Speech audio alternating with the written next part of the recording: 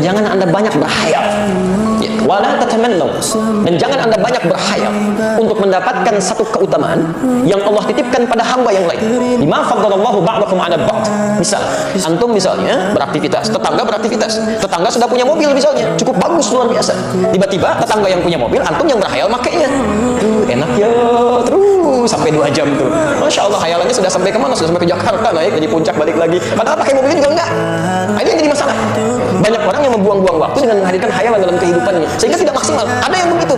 Kalau yang biasa-biasa mungkin enggak. Ketika orang bawa Ferrari, ketika orang naik pada sesuatu yang bagus, ketika orang punya jabatan, kadang-kadang suka muncul angan-angan dalam benak kita. Itu kerjaan setan.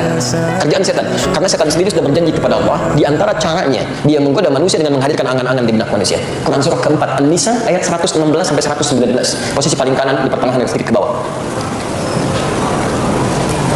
Baik. Bagaimana cara setan menghadirkan angan-angan itu? Seperti apa dia menggodanya, dan bagaimana cara kita menepisnya dan mempersiapkan kepada cita-cita dan harapan.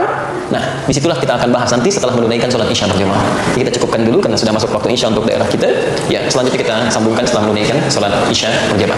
Demikian untuk sementara, Mirza, kita akan lanjutkan setelah menunaikan sholat isya berjamaah. Subhanakallahumma wa bihamdika asyhadu an la ilaha illa anta astaghfiruka wa atubu ilaik. Assalamualaikum warahmatullahi wabarakatuh. Perhatikan kalimatnya. Wala udillannahum, ya, dan aku akan sesatkan anak keturunan Adam itu. Wala umanniyannahum, dan aku akan berikan angan-angan, dibuat berhayal. Ya, tamanni itu menghayalkan sesuatu pada yang belum diraih. Ya, awas hati-hati ya, menghayalkan sesuatu pada yang belum diraih. Jadi keadaan manusia ada yang disibukkan oleh setan untuk menghayal, dapat ini, dapat itu, tapi dia sendiri tidak berikhtiar untuk meraihnya. Habis waktunya digunakan untuk hal yang seperti itu. Karena itulah kemudian ketika angan-angan didatangkan oleh setan, turun ayat untuk menepis keadaan itu sekaligus memalingkan pada konsep yang benar. Maka dijawab kemudian konsepnya di Quran surah keempat An-Nisa ayat 32 itu. Wala tatamannaw ma faddalallahu ba'dakum 'ala ba'd. Jangan pernah menghayalkan sesuatu. Lihat kalimatnya la, ya, yang bermakna nahi, larangan. Jadi larangan itu harus tegas kita hindari, jauhkan.